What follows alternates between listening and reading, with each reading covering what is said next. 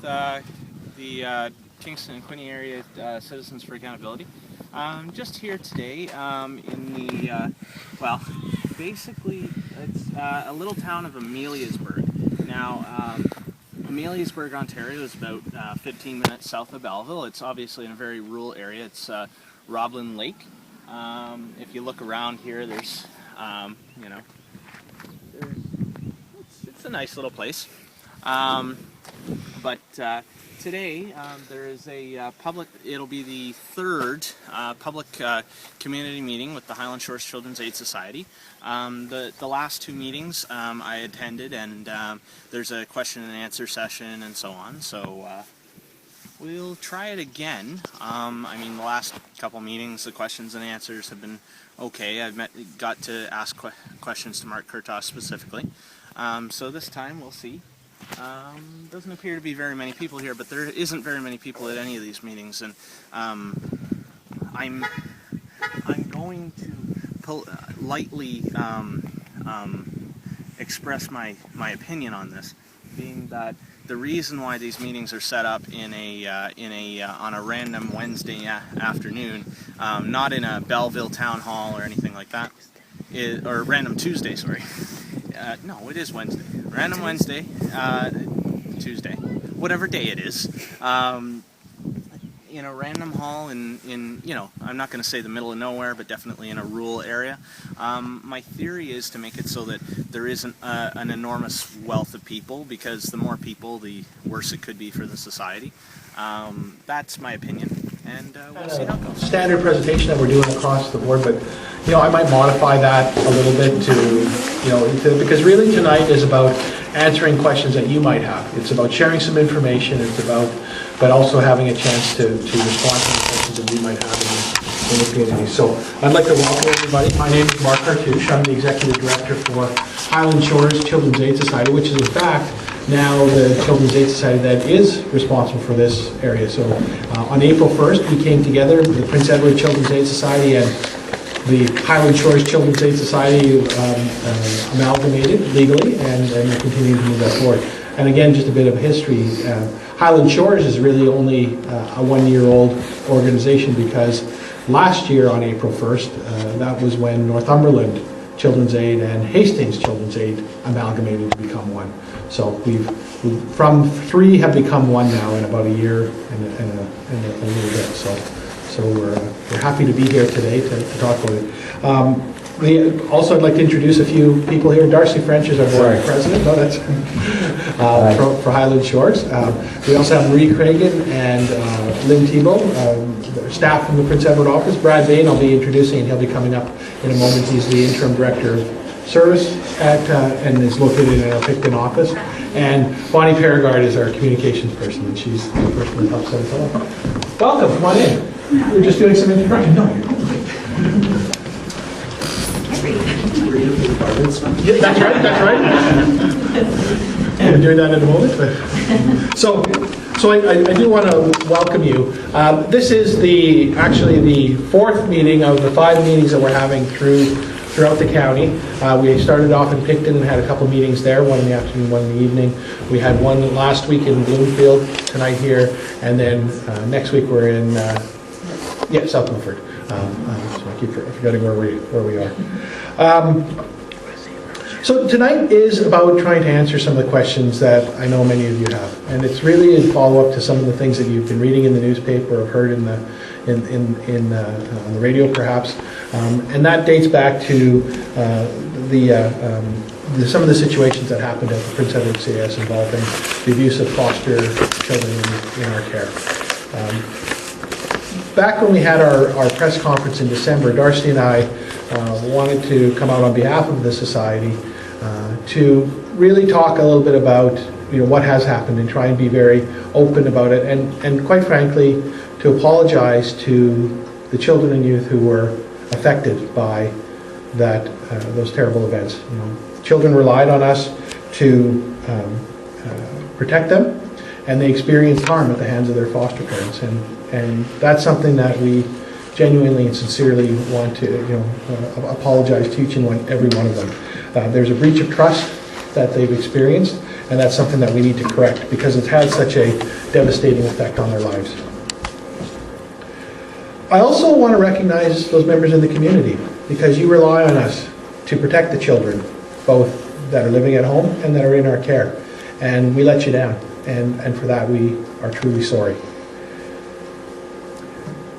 You may ask, where does the responsibility lie in why this was allowed to happen? The answer simply is that many must share the responsibility. The society, its board of directors, and the ministry all play an important role in keeping children protected. In the case of these young people, that didn't happen. And for that, we are truly sorry. Apologies aren't enough. They're a step, but they're not enough.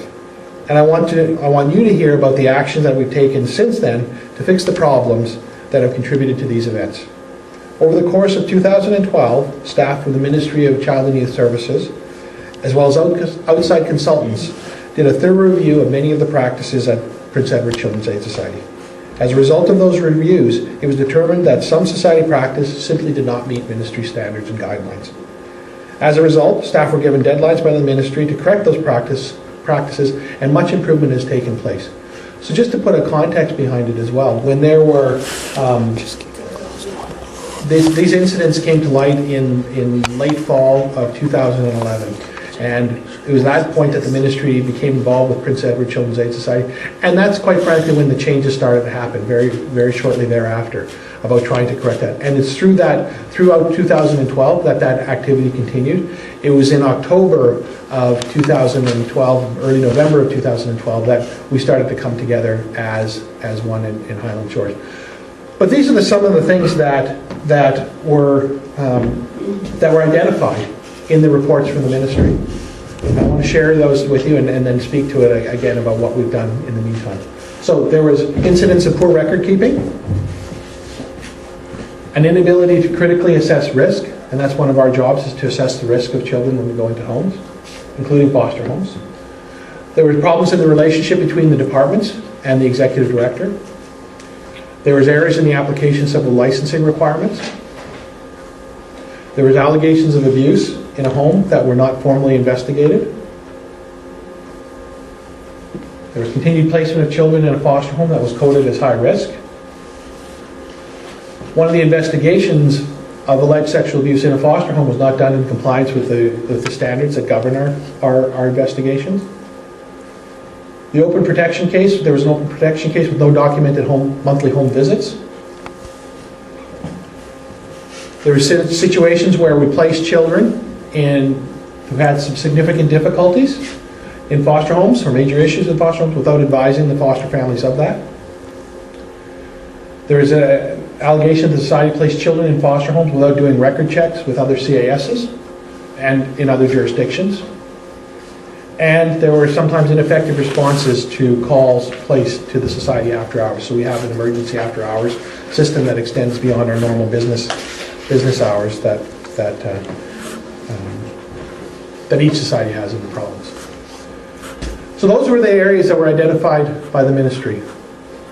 Some of you may have seen a report that was put in the newspaper that actually made a link to this report, and that's where these are all pulled from. But these are the things that came in February, I think, that report in the newspaper. But these are the things that we talked about back in December, because again, we acknowledge the seriousness of these things, and I acknowledge that things needed to change. So, what have we done to correct these issues? And again, this is dating back prior to when I became involved. The staff immediately upon hearing this started to take the steps necessary to correct what had been found through those external reviews. Right now, all files are up to date and are meeting the standards as set out by the Child and Family Services Act as it relates to foster care and child protection. There's an ongoing monthly review of compliance with standards. There's an increased dialogue and oversight between supervisors and caseworkers. We're encouraging better decision making at all levels of the organization. There's improvement in communication and partnership across the child protection and foster home services between the departments within the society. We've appointed a supervisor specifically responsible for foster care. That was a duty performed by the previous executive director. And This person's responsibility is to continue to build on the work that's been completed and as a result of the ministry review. We provided additional training to staff as well as supervisors to help move them forward. And Brad Bain, who I introduced at the beginning of the meeting, was appointed as the Interim Director of Service in December, and he'll continue on that work until the end of June. Brad's on loan to us from Durham Children's Aid Society, who we approached to ask us help us out during this period of time. And at the end of June, we'll be having one of our existing managers located in our Picton office. So we have branch membership across that. Brad's going to talk a little bit later about the whole geography of the society that we're covering. And so Brad's role has been to continue to oversee the processes that are put in place and to, on a day-to-day basis, be there every day to help staff achieve that.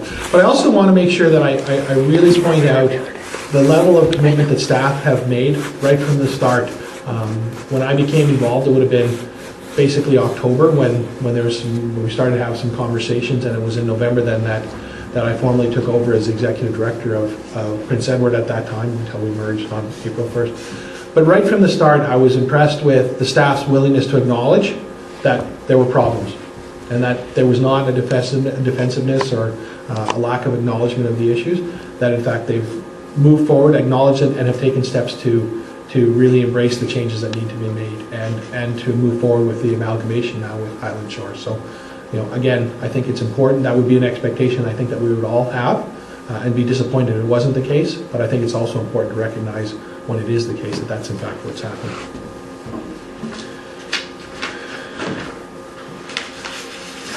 So I want to touch a little bit on governance, and Darcy might contribute a little bit here too. So one of the issues that I had identified before was the issue of governance. Right now, and I think I've touched on it a little bit, was through this process, all children's aid societies are governed by a board of directors. In fact, all not-for-profits are required to have a board of directors. Their responsibility, and we'll talk a little bit about that in a second on the next slide, but is to oversee the operations of the society. So part of their role was to take the report and ensure that the action plans were put into place. And through that period of time and through the ensuing months, ultimately came to that decision in late October and early November, where the board of directors felt that it was just in the best interest of the children and families and the viability of the agency going forward to amalgamate with Highland Shores Children's Aid Society. So that's when they approached the board of directors at Highland Shores, and with some assistance and facilitation with the ministry, ultimately they came to a decision and agreement that that was the best way to move forward. What happened in order to, as well, to facilitate that was, because each organization remained a legal entity until April of this year, so just a few weeks ago, that both boards had to there had to be a board in place for both. So what the board of directors for Prince Edward at that time elected to do was, of the 7 that were currently board members, 5 elected to resign and be replaced by Highland Shores board members. And then the remaining 4 positions that are stipulated in the bylaws that can have up to 11 board members, the additional 4 were also appointed by Highland Shores board members. And what that allowed us to do is to have one voice and one mind as we went together and have both organizations really, we were able to have one board meeting rather than trying to coordinate 2 meetings and keeping the direction simple. So again, that was based very clearly on the desire to help facilitate and move things forward as expeditiously as possible.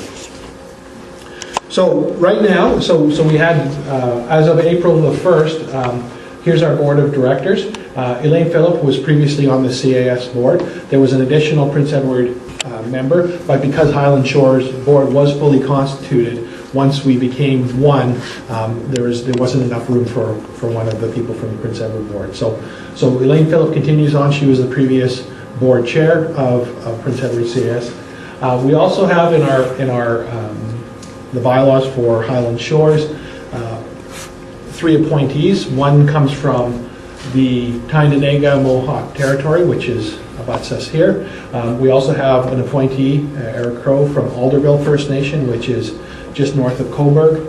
And we finally have an appointee from the Quinte Children's Foundation, which was the fundraising arm of the Legacy Hastings Children's Aid Society. So they do a lot of fundraising for that, and so they continue to be on the board of Highland Shores.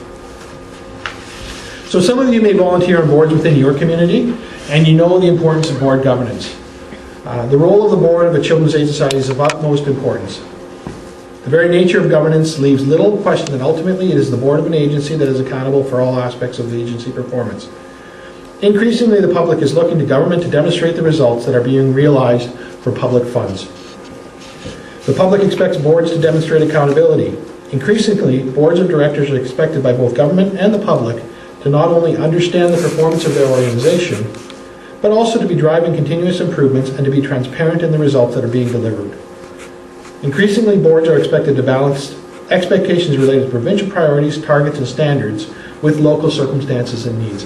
And in fact, on the next slide here is a description of the role of the board, the role of the ministry, role as an executive director myself, and OHSCAS is the Ontario Association of Children's Aid Societies. Now, I'm not going to go through that whole slide for you because I think it's just a bit of background information. But I do want to talk a little bit about the role of boards in Children's Aid Societies, which is different than in other provinces. That's one of the strengths, I believe, of the Ontario system, is that we have individual agencies that are governed by boards that come from members of the local community. In other provinces, it's all directly operated by government, and it would be centrally operated. So in Ontario, that would mean that it would be run out of Toronto. What I think the strength of the Ontario system is that you're able to have board members, each of the board members up there are members of our community. And they're able to balance then that provincial perspective with what the actual local needs and conditions are and try to reflect the local community. So I think that's a real strength of what our system is. So I think, when you talk about the role of the board, I think set and monitor local priorities, challenge assumptions, kind of keep me in line with that, but also being accountable, because I think I talked a little bit about the boards being accountable, but part of the way that they're accountable is by holding me, and me in turn holding all of our staff accountable to delivering the results that we need to achieve. I guess the other part that I wanted to just address briefly is that some concern had been raised that now that we're amalgamated, that some of the concerns that were raised will all just be sort of swept under the rug. I'd like to suggest that me being here tonight, us having these meetings, is just saying, no, we don't see that happening, that we are trying to be accountable to you and being transparent with the public. The other thing is that beyond these meetings, there are all sorts of other levels of accountability that we respond to. In our next slide, you can see that there's a number of reviews and accountability mechanisms that are in place even beyond the board and the society. So we have service reviews conducted by the Ministry of Child and Youth Services. These are all societies in the province go through this review. Secondly, there's financial reviews that are conducted by the ministry. We have service and financial reviews by the Office of the Auditor General. The Auditor General was in the newspaper recently with thing about the power plants, but the Auditor General will look at different sectors, and we've experienced that in the child welfare sector. There's a complaint process that allows clients to bring complaints forward to a neutral third party. So by regulation, each Children's Aid Society is required to have an internal complaint process where people, if they're not satisfied with this level of service, it's clearly identified, and in fact we bring that to their attention right at the time of our first contact, that we all have that process. At the end of that process, it would include an internal complaints review panel, which is sort of the last stopping point from in the society.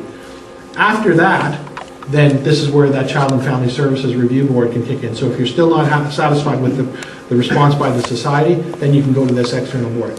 The other thing about this board is that you can in fact go there directly. You don't even have to go through the internal complaint process. We always prefer that because part of our role is to try and resolve that complaint at each stage of the process. But sometimes we're not able to, and and it's certainly the right of the person to go externally. So that's what the Child and Family Services Review Board.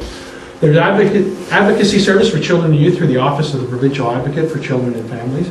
And the last part is Ombudsman oversight of the Child and Family Services Review Board. So you may or may not have followed the news, there's been a call for Ombudsman oversight directly of Children's Aid Societies. Right now, they don't have a direct because again, we are considered arm's length from government, and there's these other processes in place. So they only would have oversight of the Child and Family Services Review Board. But there is discussion about the Ombudsman taking direct role over. The society really, I don't have a lot of comment on that. I mean, I guess part of my only concern would be to make sure that if there is a different process, that it replaces other rather than adds on to it, because multiple review processes also take time away from children and families. So that would be one of the comments I make about that. So I guess I'm going to turn it over to Brad here just to talk a little bit more about our services and our geography. But I do want to just articulate that it is my responsibility now as the Executive Director to ensure that the young people and families who come into a contact with our newly amalgamated society benefit from the services that we provide them, and I continue no matter where they live in our geography. So our goal is to make sure that children and families receive similar services no matter where you live, whether it's Ameliasburg, or Bancroft I was in yesterday, or Coburg or Campbellford, wherever we are in our jurisdiction, that families should experience a similar level of service. Now, it's not going to be identical. We've got a big geography, a lot of rural area to cover, but we do strive to make sure that this is not a Belleville agency, this is not a Coburg agency, this is not a Picton agency. It's an agency that serves each part of the geography similarly. Brad, I'd like to turn over to you. We'll talk about a little bit more about our amalgamation and our services. Thank you, Mark. Good evening, everyone, and particularly to those of you that thought you were coming to a bar mitzvah. Welcome. I actually thought I was coming to the garden club tonight. Next week. What I'd like to do in the next couple of minutes, and my pledge to you is I will be brief, because it's a beautiful night. I would like to talk a bit about our in-care population, so the children and youth that we serve, but also kids in the community. I'll touch briefly on amalgamation, because Mark has already talked a little bit about that, and then last I'll talk service stats. And those will be brief, because I know what happens usually when you talk about statistics. People start thinking about more important things. What will I do tonight when I leave? What do I have to do when I get home tonight to get ready for tomorrow? So I'll be brief on the stats. One of the main goals of child welfare, and at Highland Shores, we're no different, is working towards the ensuring of the permanence for our kids that we serve, both in care as well as those in the community. We do know that there are occasions where children and youth are not safe in their family home. We will work with them. In fact, we put significant resources in place to help ensure the integrity of families to keep kids at home. But we also know that sometimes that doesn't work. Or by the time we get involved, the crisis is elevated to the point where we have to look at an option outside the family for the child. And in those situations, our first goal is always to look for kin. And what I mean by that is we look to people in the child's family. Because we believe, not just us, but in the field, we believe that children are best served living with someone that has an emotional connection to them.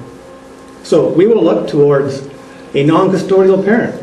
We will look to grandparents, aunts, uncles, sometimes beyond the immediate family. We will look to friends of the family, the kind of de facto aunts and uncles to that child. And sometimes we'll go beyond that and look towards teachers or principals. Sometimes we look to coaches, anyone that has an emotional connection to that child, because we believe that child is best served living with someone that they have that connection with. Sometimes, of course, we're not successful with that. Or sometimes timing works against us because no one's being identified at the get-go. In those situations, we then look towards foster parents to care for children and youth in our community.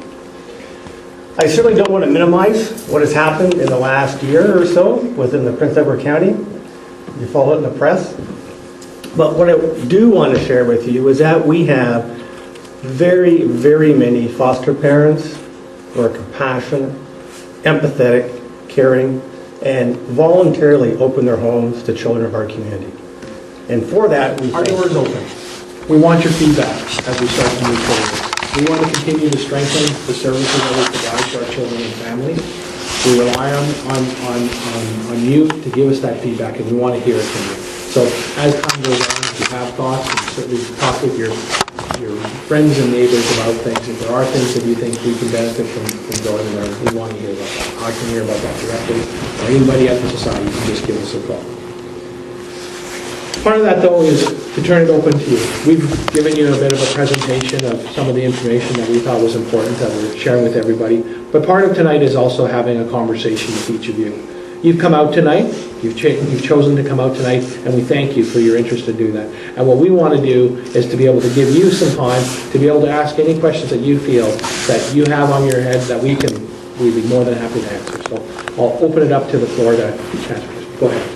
There's an awkward question though. That's okay.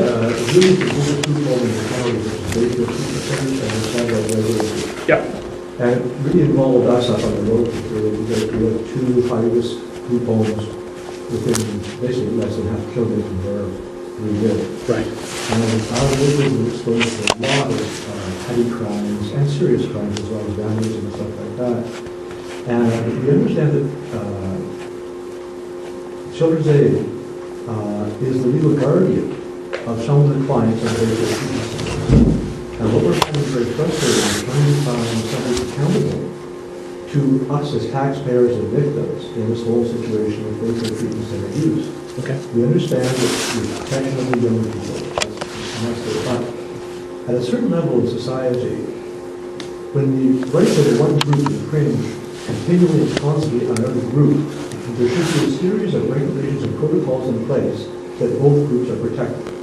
And right now, as victims, we find it very frustrating trying to, first of all, define whether it is a youngster from the behavioral treatment center that is perpetrating a crime, because the police don't report the crime to Bayview, they report it to the CAS, which is appropriate to a child that's involved in the runaway of crimes.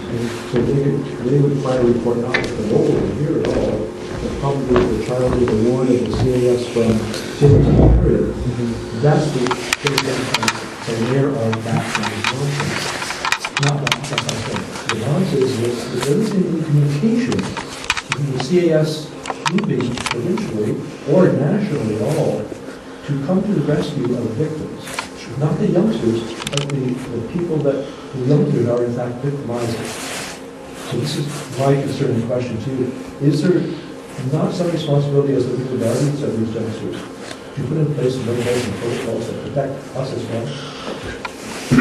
So there's a few things that I can respond to that. First of all, you're entirely correct. There are a variety of youth that would be placed in Bayfield, and in fact, we have kids from other provinces that are placed there. And as I said, there is a bit of a different system in Ontario than it is in other parts of Canada. And that there's a thing. But there is an inter-provincial protocol that we're to follow. Okay, that where often we would be asked to supervise the youth on behalf of the other society. So in fact, we should be getting a lot of those with information and feeding back and forth, either sent directly to the home province or the home society, or directly to us, and that's part of the communication. So I think that's one of the things that we need to, that we do already have in place. The second thing is what can we do to improve it. So Bayfield is a private operator. In fact, not every child there is in fact a CAS operating. It's its own organization. We will purchase the placement from them. So one of the things is Charlene Weitzman is the executive director, and I'm guessing that you've had some conversations with her, and I think that's something that I would continue to do. To be fair to Bayfield, they are now taking a lot more cooperative approach to us than they ever were before. Perfect. Thanks to improvements with a lot of pressure on them. Okay. But the frustration still comes with when you are victimized, we have no idea whether the perpetrator was in fact from the group home, or whether it was a neighborhood kid, because we can't find out. I've been robbed 3 times since I've been in my house, and at no time was I given the name, who the parent was, or anything. So, just because a child is in care of CAS does not mean that all that information should be open. No, it should be open. So I mean, I understand the frustration. Right. I had this window I tried to get open for 5 weeks, and kid managed to do it for me from the outside. Yeah. But the fact is that one of the things I guess one of the concerns that I have as a board member is protecting the privacy, and we do deal with a lot of freedom of information issues. So that's one of the things I would caution. But that's the crux of my concern. I don't want to know who the child is, or where he's from even. All we need to know as a victim is, was that child a ward of Bayfield and placed there by a CAS agency? That's all we need to know, because in order to process our claims through Bayfield, we have to have that information. Otherwise, the claim goes nowhere. And it's very frustrating for us. Sure, no, I can appreciate it. And I think, I actually used to be a supervisor of a group home in a very residential area. And that was one of the things that we always tried to do. So I'm glad to hear that Charlene, maybe after some prodding, but I think that's the idea, was to have those continuing conversations. One of the things that we are talking about a little bit more, and this is one of the benefits of amalgamation, is by having a little bit more breadth and ability to kind of deal with it, is we've started to have some conversations about how can we more effectively work with Bayfield, because they do have so many kids from other parts of the province and from other provinces, to how do we more effectively do that. I think the other part that you're speaking to, and I don't have a really great answer, but I think I certainly want to contemplate it, because as Darcy said, I don't want to just dump to the conclusion that every child that's doing that is a CAS ward. In fact, my experience is, in fact, it's often not. I'm not saying what that is, but it is here. Secondly, to take that sort of sweeping brush, and I'm not hearing you doing that, and I really appreciate that. I think the other part, though, too, as parents, we do take accountability and responsibility. And I know that when we know that it's our youth and it's our child, then we will step up to the plate, and we will try and find ways of making it right, in terms of doing that. So we do that. Part of where our limitation is as a society, and this is where we're going to have to work with others, is that's what we'll do as Highland Shores when it's our ward.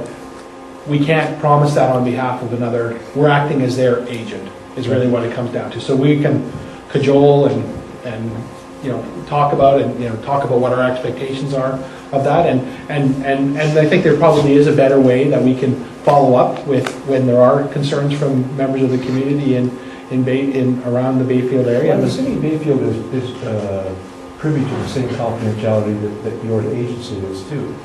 That is, their goal is to protect the privacy of the youngsters as well, and I understand that. But from what we understand from Bayfield is they figure out often it's difficult for them to find out the children involved, because the police report to you and they don't report to them. All they do is return the child to Bayfield, but they don't tell them they were involved in a certain crime. They file the police report if the charge is to the CAS and not to Bayfield. Maybe that's something that I can follow up with Charlene about that. That wouldn't be my sense, and I was sort of given the eye, because one of the things that, I'll just be very open. One of the accountability measures is that when there's a significant situation involving one of our youth, whether it be a runaway or whether there's a serious crime, we have to do what's called, in Ontario, it's called a serious occurrence, and it's filed by both the provider, as well as the society. And in fact, often it's the provider that does it when it's an OPR. So who is aware then? Well, but again, I think I don't want to put, how it's different though might be for when it's with other provinces and when there's not charges laid, because and that's only when there's significant charges. So again, it's the Young Offender Act that starts to get in the way of that. So, but I guess one of the things that I'm a big believer in is we continue to have good conversations about that. There are things, a lot of things that we need to balance off here. So the Young Offenders Act very clearly talks about keeping anonymous, what happened, and there's lots of good reasons for that. And I also know that it causes frustration for people when trying to hold youth accountable. We have our own regulations and things that we need to do, and I'm always going to protect. I'm not going to. CAS wards are children just like any other child, and they receive the same level of support and advocacy as would for my own kids. Okay. As well, we're supposed to be good parents. Brad talked about that. Good parents also help kids step up and take responsibility for their actions. And how do we do that when something happens in the neighborhood? And how can we do that more effectively? And, there's a little difference here because we're corporate folks and we've got organizations rather than you and I just being talking over the fence. Yeah. But there might be some room that we can have some more of those conversations with Charlene. Can I add, one of the things, we do get regular reports of serious occurrence. So the board, our board is comprised of 15 people. We actually have a skills matrix to ensure that we take care of all aspects of the business. One of the things, though, that we're very, very focused on are these serious occurrence reports. And they're broken down into quite detailed actions. So if we see something, so if we saw a lot of vandalism going on, it would trigger something in us to go, this is up by 28%, or we usually don't even get that high. Then we'll go, you need to find out what's going on. So if we have, a large number of runaways, why are these kids running away? So when we do get that information, it is reported to us. I don't remember seeing a lot of property damage. It doesn't mean that it's not happening, and I hear you. But those kinds of things are regularly monitored. So anytime a child sort of steps out of the preview of what the program is, that's fed back to us. Now that's something that Highland Shores has taken very seriously, and Prince Edward is now part of Highland Shores. So I'm not sure what would have happened before. So backtracking, then last year there were 7 homes that were under consequence. Really landlocked. The vehicles spray painted, filthy messages, the homes were blazed, the property was damaged, the stolen vehicles, everything. Like that's just one. And there have been, we've been a group formed 2.5 years now, and we've encountered dozens of runaways and damage resulting from it. So would all that vandalism problem not have crossed your desk, or would it go to the appropriate CAS of those children? Yeah, so what would have happened is, depending on where it is, because I think there's a few homes that fall under, that Bayfield operates are in Hastings. Right. Okay, and the majority are in Prince Edward. So I can only speak to what would have happened in Hastings. If there was something involving one of our children in Hastings County, then that would have come across our desk, Right, yeah. okay? If we were supervising on behalf of another society, it wouldn't have come across I used to be the director of service there, and like just sort of who gets these reports, it goes up through, a lot of people see these things, and it goes to the government too. I probably wouldn't have seen those, it would have gone directly to that other agency for the follow-up.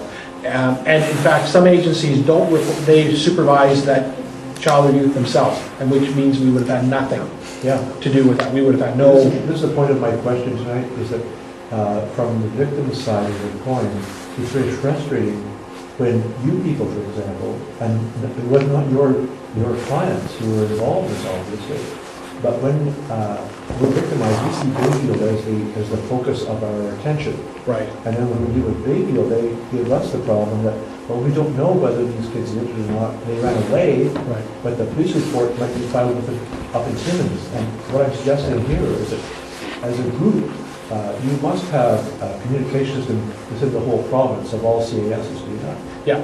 So, but part of the issue is about what the follow-up would be and what we're going to. And I think, probably what I would suggest might be helpful is we certainly can get your name. I'll give Charlene a call and see if there's some things that we can do to have some further dialogue, because I think, that is one of the things that we've identified is how do we serve that special population at Bayfield. It's a big operation. We have a lot of contact with them. And there might be some ways that we can do things slightly different with them that we might be able to with other organizations, and part of that, I'd be happy to have myself or someone else sit down with someone from Bayfield and someone from your group to try and problem solve that together. But what we can best do. Is it within your purview, though, to approach the police and ask them to filter all the information of Bayfield youth through you, at least? Is that contact? We probably wouldn't be able, but again, what we can do is let's come up with ideas and we can problem solve together, because that's where offender stuff, and then what our filtering things through is also maybe that breach of. I think there's some things that we can do though to try and help move things together, or at least move them forward a little bit more than where they might be today. Again, there's going to be. Again, quite frankly, for when it's and maybe the police need to be part of that conversation too. But you know, I'm going to tell you that I would be very surprised if every one of these things involved just CAS youth or CAS youth at Bayfield. You know, just, it's been my experience that that's often a concern, and absolutely sometimes it happens, but not always is that the case. There's also kids in the community. So if that's okay with you, I'd love to be able to follow up, and we can have because again, that's part of us moving forward together with the community about what works and what fits, and I'll be very clear about what we can and can't do, and you'll be very clear about what you want to have happen, and Charlene will be able to be very clear about what it is, and I think by sitting around the table, I'm often quite pleased with. There's always something that you can find a way of at least improving things. Thank you. Thanks. You had a chart on accountabilities Yeah. and how you've restructured to make sure that everyone in the system knows their role and what they're accountable for. With the screw-ups that we've had here in the county, what legal follow-up, what actions are being taken to get compensation for those that were hurt? Where does your new CAS, your Highland Shores, fit into the lawsuits? Well, you know, certainly, as you've probably seen in the paper, there are some lawsuits that have been brought forward. Yeah, you know, again, I don't want to. You probably know what my answer is. I'm not going to be able to speak at all to those lawsuits because there's a process that handles those. Okay, so and I can't do that, and that's where the legal process is. But what I can talk about is, in addition to whatever may come of that process, is the things that we're doing to try and support our youth that have been affected by that. So that's one mechanism that's available to them, and that's through the legal system. But I think, you know, one of the things that we've offered to each and every one of the youth is to connect with us. Some are no longer involved with us, but we've reached out to try and connect with those that have been involved. Hook them up with counseling, if that's helpful. Have them, some of them continue to have a worker that's with them, in fact, beyond the age of 21, which is when our legal mandate is essentially ends. But we want to be able to be there to help support them in what they need to do, whether it's getting hooked up with education, you know, getting hooked up with employment, and really trying to do whatever we can. And in fact, it's included me sitting down with the youth and having a conversation with them about, you know, what happened here, and you know, some of the content that we've covered here tonight, just to help talk with them one-on-one, are the things that we're continuing to do. And we're going to stick with the youth that have been affected by this. I mean, that's the least that we can do. So there's a legal process that's separate to us, but we also have our internal things that we're taking very seriously. And you know, and each one of it's going to be different. You know, and really, and I think rightfully, we're taking the lead what each youth wants. You know, really asking them what would be helpful for them, because it's not going to be a one-size-fits-all, and we want to tailor it to what's going to be whatever we can do to help them through this process. With the 700 plus kids that you have in your care now, Yeah, in Highland Shores, and within that group there are some good kids. In fact, there are some great kids. absolutely. That we're lucky to have the safety and the services you provide to look after and give them a shot. And I assume that you are the legal guardians of all 700 plus kids. So the 700 is actually the numbers of children that we serve in here. At any given point, we have about 450 altogether. So today there would be about 400. So just to be clear about that. So when you figure out there's those kids that come into care, and then there's those kids that leave care. So through the year, we'll have touched the lives of 700 kids. But So yes, we would be the time balance sheet snapshot 450 kids. That's right. That's right. So, but yes, during that time, we're the legal. 54 kids. Pardon me? Or in Prince Edward County, 54 kids. That's right, and that would actually be included now, I think, in that whole 450, because we've been reducing our number of kids. Guardian for those That's right. 450 kids. That's right. So when the kids are doing great, you take full credit.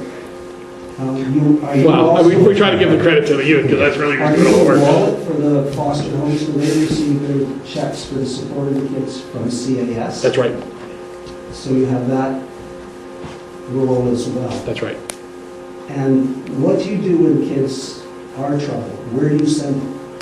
Well, we try not to send them anywhere, actually, in one respect, because I think that used to be what happened. We used to send them out to group homes all over the place, and as a field, we're trying to realize that. So, in fact, places like Bayfield, and there's many fewer of them, just because in terms of its effectiveness overall. There's some kids that need that. So that would be a place where if a child is really troubled and they couldn't live in a family environment, then that's where they might go. We would try and keep them locally to be able to do that, because, you know, again, it's you don't send kids to a place where there's a magic fix-up. thing. It's not like an auto body shop. It's not, it doesn't work that way. Sometimes you need to go to get some help that way, some intensive help, and that can be anywhere from, psychiatric help with Hotel Dieu, or, some very intensive kinds of things. Bayfield is on that, tends to be one of the more intensive kind of help. We have a number of other OPR providers that can provide that. But the vast majority of kids that we take care of are in our regular foster care system or in our kinship system. And then what we try and do is bring the services to them to help them when they're troubled. So we rely on community services. Sometimes we have to pay for those services because they're not available in that way. But those are all of the things that we would do. And that's based, again, on the individual plans of the kids and how we keep them connected with their family. Because, as Brad talked about, we need to find a permanent place for these kids. And permanent is not growing up in our care. That used to be sometimes what would happen, and still can happen from time to time. But that's not what our goal is. Our goal is to find that forever family for whatever child that we're... Which age range? For me? Which age range? Well, we actually, 0 to 16 is where our mandate is, and that means that if a child calls in and we're not involved with them and they're saying I'm being abused, or somebody's concerned about that, that's the mandate. A child can be in our care, though, even beyond that, of 16 to 18, where they can be a ward. So if they were in our care prior to that, they can continue on to the age of 18. And then from 18 to 21, there's a thing called extended care maintenance, where we're able to help children and youth beyond that. Yeah, that's right, transition to adulthood. And we're advocating as a field to extend that, because as many of us know, we're forecasting that 71 of our kids are going to be going to college or university this fall. So how do we support them through that? And what happens at Thanksgiving, right? And that's why it's so important to have forever families. How do you support them through that? University and Well, there's a couple of things. First of all, the province has really stepped up to the plate over the last number of years in providing additional grants and things, access to OSAP, so like they do. Our Quinte Children's Foundation, there's a lot of bursaries that are provided to kids. There's also some provincial bursaries that we try to hook up our kids. We're at a stage now where really there shouldn't be any financial impediment to any youth that's able to go to university, to be able to attend university. And I think that that's a real plus that we've been able to do as a field. I remember when I started, I'll tell this story, and it's not because of the work that I did. Maybe I had a small part of it, but all of us together. We had one youth that was going to university when I started at Hastings, and the board of directors at that time, accountability, said, that's not good enough. We need to do better. And now we're at 71 across, which includes Prince Edward and Northumberland, and we've really exceeded the rate for the province. Yeah. And there's I think too, we have a strong partnership with Highland College. Maureen really recognized the value and celebrates the success, and actually we do get, information, and she does encourage the kids to sort of let us know some of the other things, and Mark's sort of giving you the statistics, but I do know that one of the things that the staff do, because they do form relationships with the kids. And I found this out as a board member, where they do send care packages to them. So they actually have, they put together care packages that they send to the kids. And they do it on their own. Because we as a board had said, well, let's make this bigger. And they were like, no, this is our thing with the kids. So we slip them things and, try to get them things. But, I think that the idea is that for the board, our position is that it's our job to remove all the barriers we can. So it's not just about blaming parents or taking kids away from their parents. That, quite frankly, is not the focus. Right. The focus is, if I have to go down that road with you until you're 21, I'm going to do it. And whatever you need us to do, we'll try to do. We have been in conflict situations where the ministry has interpreted things differently than us. But as a board, we've said, no, as our community believes in this, and this is why I like the regionalism, because we have very specific challenges here. There's a lot of services that even if we got the money, we couldn't buy. We'd have to send our kids out to different areas. I remember the first time I saw the orthodontics bill for a year, and it was like just to even organize that kind of stuff. So it's I think the philosophy. And there has been a historical focus on the negative part, but our kids are amazing. When you know them, and you meet them and you see them. The proudest day I ever had was when I said to Leon Dombrowski, who I knew well, and I had 2 of our kids in care, 25 is the number we want. You know, we need the kids. They were saying, like, I don't know, I mean, how many of our kids are ready to be completely done with you at 25? It doesn't happen. So I just want to talk about the idea of moving kids to group homes, because I am actually in education. That's my background. So you're making a distinction between foster home and group home. Well, You wanted to define that. yeah, okay. You know what we're all. Yeah. So quite often, you know, as an administrator, I'm actually very resistant about taking the kids out. Because, and we have strong relationships. We do build those relationships with the workers. And, okay, you just make sure you ask people. Yeah, okay, sure. if you're gonna take them. You know, because we understand we've worked to build those connections, to get them friends, to get them invited to people's houses to stay over, to get them invited to the birthday party. Even with, kids are incredible. They're So so I'm really glad that you do this statistical review of what's happening and looking at the broader picture and trying to pick up the trends. yeah. But at the Prince Edward situation, there are probably what field program that are actually from the county. They're getting benefit of some services. What, We have, are there zero or is there 100 or, I know there's 100. You have none. None that are and do we have directly from, using I it. think we have maybe one or two from Highland Shores, or do we have? I think Highland Shores proper, so the pre-amalgamation organizations will have a couple of youth at Bayfield. For short stints, like they tend to. Prince Edward County, we have Zero. zero. Okay, I didn't realize that. So that complicates things even more with the kind of questions. Always that issue is back to foster home. You're talking about supervisory roles. How often is there a staff member from the CAS visiting each of the foster homes to make, like once a month, once every 2 weeks? Once a And month. interview children to make sure that everything's supposed to be okay? Yeah, that's what those standards we're talking about. Okay. So the standards are that the child, when they're in care, have to visit at least a minimum once every 90 days. Our practice is to do it monthly, okay? Foster homes are to be visited and contacted monthly. When we have visits with children, again, that minimum standard is that they're always a private visit as well. During that, so it's not just. With the child? With the Yeah. child. Yeah. So we talk, so those are the minimum standards. Our practices are meant to exceed that, i.e. that they're more frequent. I would make a suggestion. I'm not a teacher or anything, but a lot of times a child will confide in a teacher or a counselor. Can you not add that to a contact that you might check with? Because in the home, you know, if you're going once a month, sometimes they can set it up so everything looks just hunky-dory and the child's being well looked after, and yet there could be some abuse.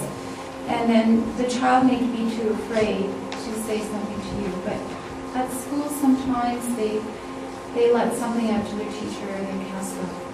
But we have a duty to report. So we have a legal duty to report, so that doesn't go unreported.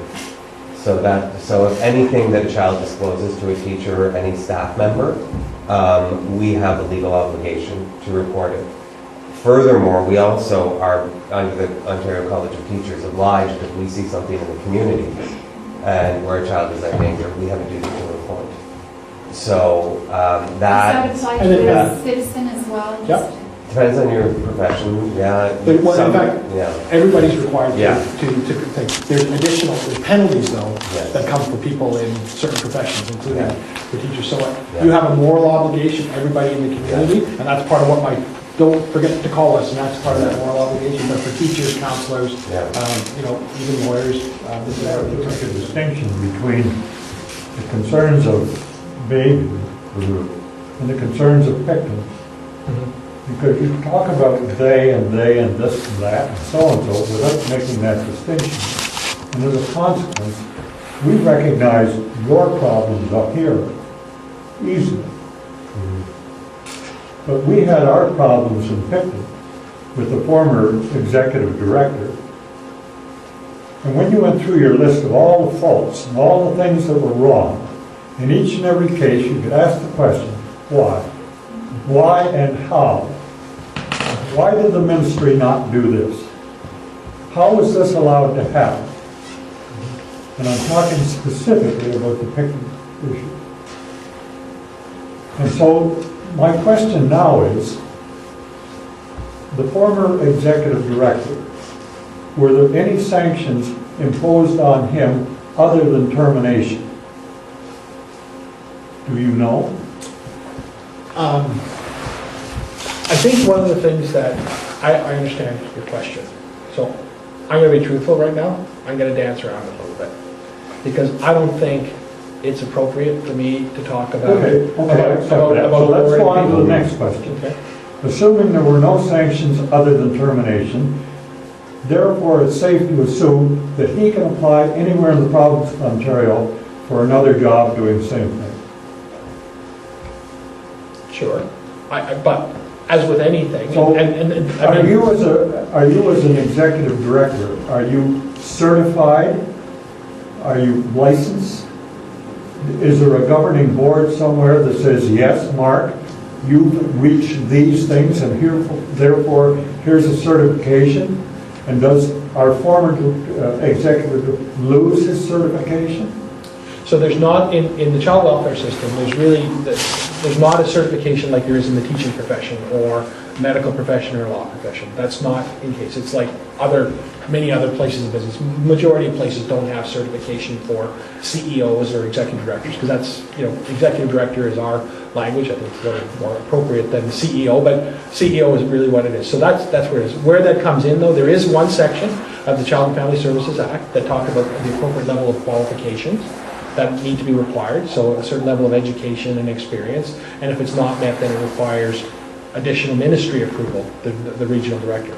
But the majority of the responsibility about hiring the right person for the job falls to the board of directors, and it's based on their hiring process. And as again, I'm not going to speak directly, but I think you'll get the answer out of this one. With any good hiring process, you're going to do interviews, you're going to have examples of what their accomplishments are, and you're going to do reference checks.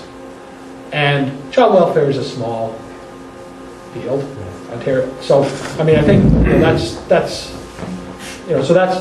I'll leave it at that. I know you mentioned or actually it was you, Brett, that I think mentioned Darcy, yes, had mentioned the Ontario College of Teachers for school, right?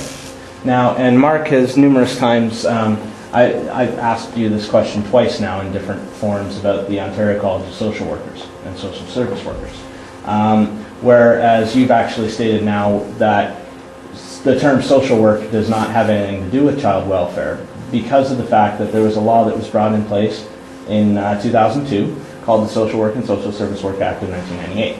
Now, this act in section 50, I believe it is, states it's very obvious that what it says is that anyone that uses the term social worker or social service worker or expressly or implied, or practices social work, has to be registered with the Ontario College of Social Workers and Social Service Workers, so that, just like the College of Teachers, social workers would have the same sort of governing body. And the issue is that in 2002, when this law received royal assent, every Children's Aid Society, through the Ontario Associations of Children's Aid Societies, I would make the allegation, change the name, replace the name social worker with the term child protection worker. The only reason why you would spend enormous amounts of money to change paperwork, change business cards, all this sort of stuff, in my opinion, it is my opinion, I know you have a different opinion, would be to circumvent the Social Work and Social Service Work Act of 98 that was, by many MPPs that I've talked to personally, when they voted for the bill, was set up specifically for Children's Aid Societies and child welfare. So my question is, I know that you guys have actually surprised me a lot with the amount of knowledge you have. But my question to you is, why is it that every time I bring this up, or I bring up and this is all speaking from my opinion again, the illegal apprehension of children by apprehending children right after warrant requests have been denied, or going into, getting rid of the family law rules, blatantly ignoring them in a sense. Why is it that you're basically denying all of this. I mean, it's very clear. It's very clear and clear cut. The people the victims of the recent cases in Picton, I know you've said specifically that through the lawsuits, one of those victims I know personally and advocated for, and she has called your office at least 15 times in the past 2 months asking for an interview with you. Specifically, she wanted your apology because you went out in the newspapers and stated that you would give an apology to these victims, but yet her phone call will never be returned. It hasn't been returned. So who yes. did she ask to talk to? She has to talk to Mark Kartusch. Okay. So let me just interrupt that one specifically, because when you were at our last meeting, Curtis, Yes. I asked you to give me the Yes, name. and I forgot to do that. And Okay, I'm so going to I do that want to right do that now. I first of will all. do that. I can tell you right now that I've not received that contact. I would love to have her name to be able to do that, Okay. and I can assure you that that's just Okay. not my experience of it. In response to your other questions, we've had these conversations before, so I'll just speak to where you started out with the conversation. I started in the field in 1989 as a child protection worker. That's what my title was, that's what my business card was. At various times, people, the title of it, in fact, at one point, I think we were called child protection counselors at one point. Child welfare is not a regulated profession. Back to that question again, like it is the teacher's called. There's discussion about that. There's pros and cons. Ultimately, it's up to the government about what they want to do with that. You may have had discussions with MPPs, and again, I'm not going to comment on any of that, but as it stands today, people have to have certain qualifications that are set by the society to be able to do that work. They have to be approved as a child protection worker by me for Highland Shores, where I sign off that I'm satisfied that they've received the training and qualifications to be able to do that, and that's the same for everybody across the province, and that's where it's at now. So, again, some of those other conversations are probably bigger than you and I can answer today, Curtis, but there's some things that that's what I'm saying. Because the map's up there, Yeah. some of us are sort of visual people, so Yeah. this is helpful. It's Brad, right? Yep. Brad, can you just put Prince Edward County's Children's Aid Society in perspective in terms of, we are the smallest county in the entire province, and I think that's geography and population. But where are we in terms of ratio and proportion, where we fit amongst children in care versus the other counties across the province? Are we above the norm, below the norm, better than the norm, worse than the norm? Where do we sort of fit in the larger picture of the challenge that you've undertaken? Do you want me to handle that one? Brad's newcomer to that. You're welcome to. No. Okay.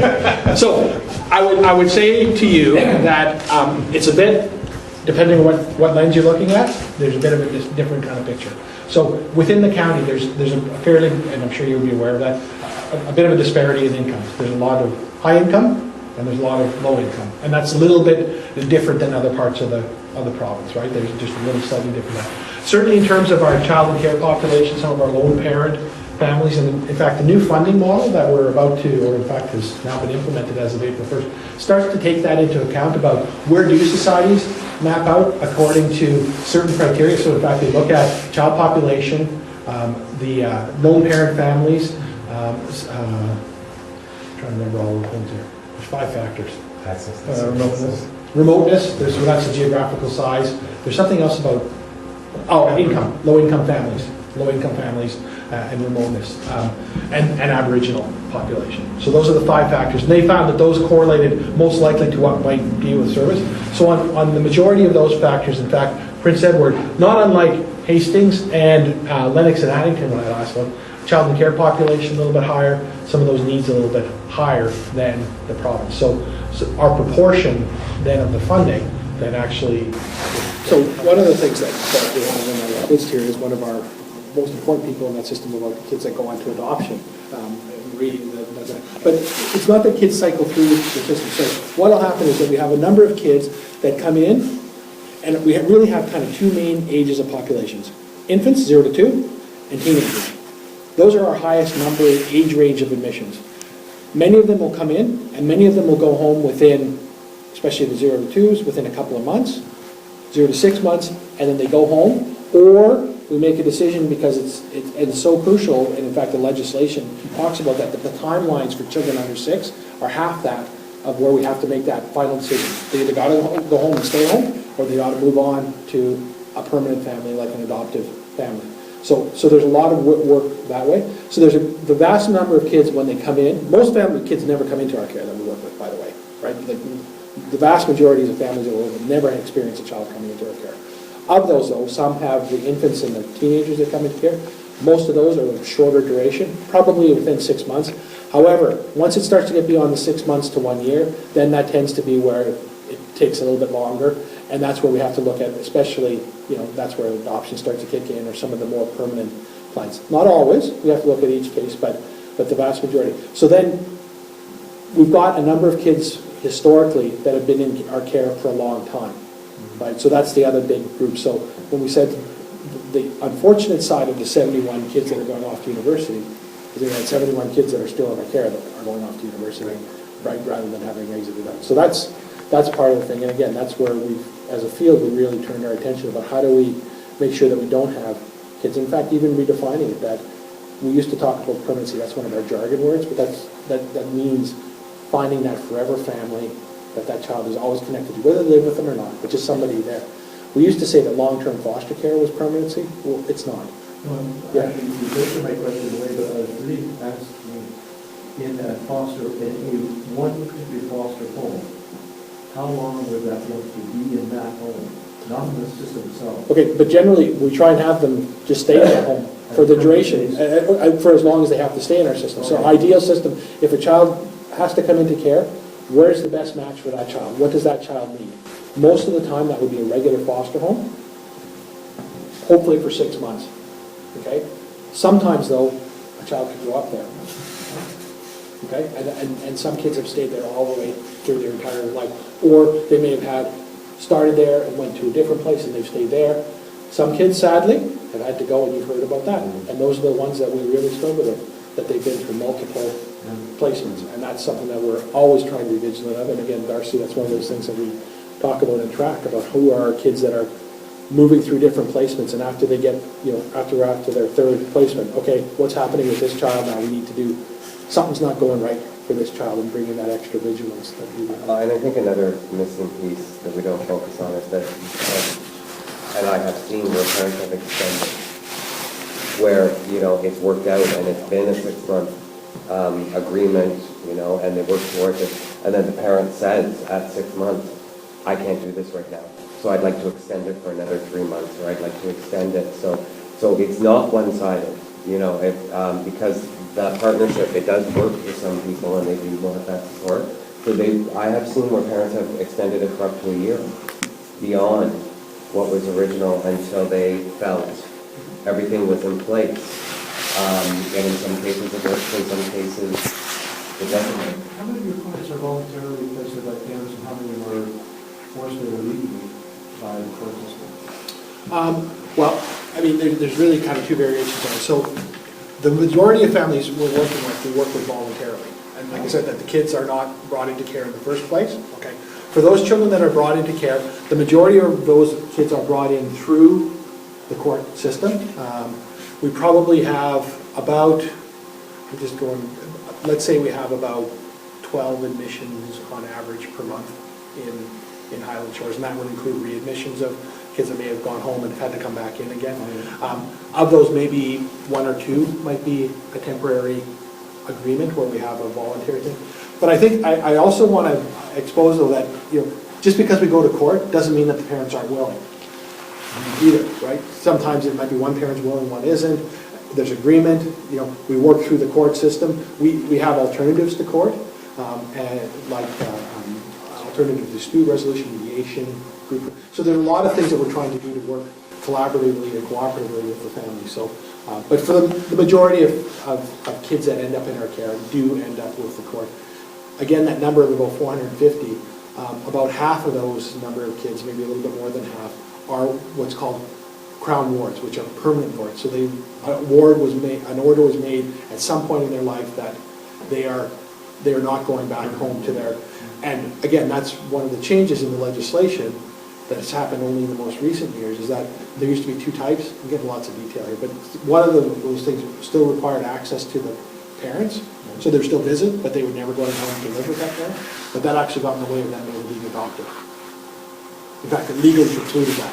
And now that's been removed from the legislation where we're allowed to have that and allowed to have more open kinds of adoption and allowing contact where it makes sense for that child and everybody to agree to allow it. So again, it's really... Certain words of close, I'd just like to say it'd be nice to end on a high note. In that respect, there were a few councillors that wanted to be here tonight that are from our area. It is council night, that's right.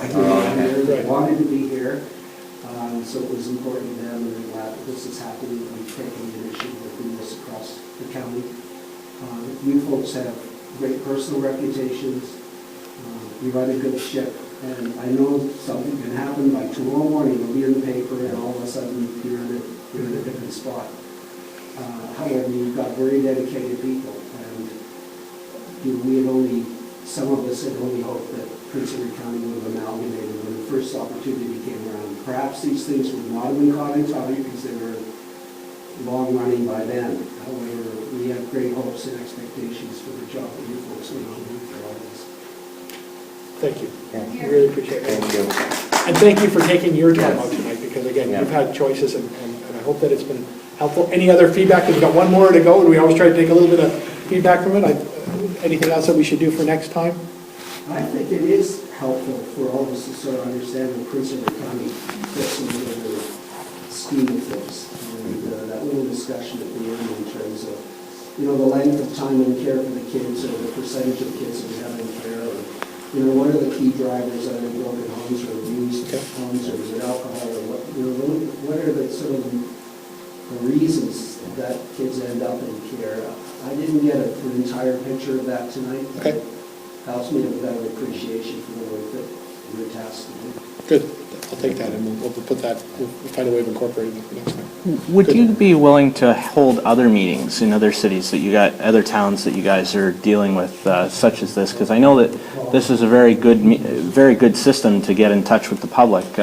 Something along the lines of Belleville, Coburg, that sort of thing. Because I know that, for example, myself, I come out here, but there was about 15, 20 other people that wanted to come, and they were from Belleville, Picton, these areas, but they just can't make it out to these places. Would you guys consider running similar meetings in other places? One of the things that we are trying to find a way to do, and we're embarking on our strategic planning process, our first one for the new organization, is how do we find a way of continuously getting feedback from the community? Service recipients, also members of the community. So this is one way. I think there's other ways that we want to do that, and we're open to different ways that will work and that are effective and that make sense for people. For right now, this was about trying to connect with the Prince Edward community. I've already learned that we're talking about Prince Edward, not Picton, and so that's one of the lessons that are many to come. So yeah, we can look at those sorts of things. But again, I think bottom line is that we want to remain open to what people have, hearing from people. We always know that we have room to improve. We're not perfect. We're people.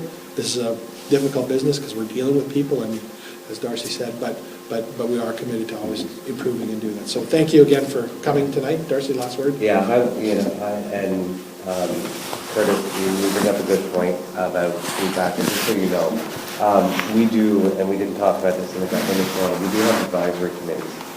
So we have a youth and a foster family advisory committee that is chaired by a board member. And all the issues that are brought forward go directly to the board. You might suggest you have a victims committee at some point. Well,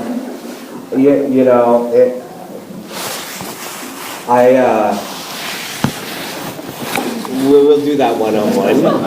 Yeah, the last thing we want to do is everybody be going into a room and, you know exactly what's going on. But I just think, just so you know, that idea of the community voice and it getting directly to us, we did hear that. So, stuff that the Foster Family Association from Belleville is really very strong, and I know that they're working with the other two groups to form one. And so, but, the voice is important. So, we understand what you folks are here to do. But also, the opportunity that comes to amalgamation is that we have fewer chiefs and more Indians. They're the folks, the caseworkers are the ones who do all the hard labor.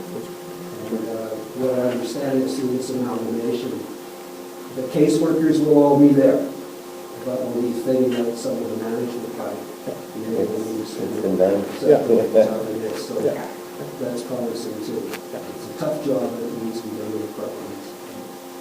Well, thank you again. Thank you. And I want to get your name and number so Yeah, we can get back on definitely. it. I'm coming home, I'm coming home. Tell the world I'm coming home. Let the rain wash away all the pain of yesterday. I know my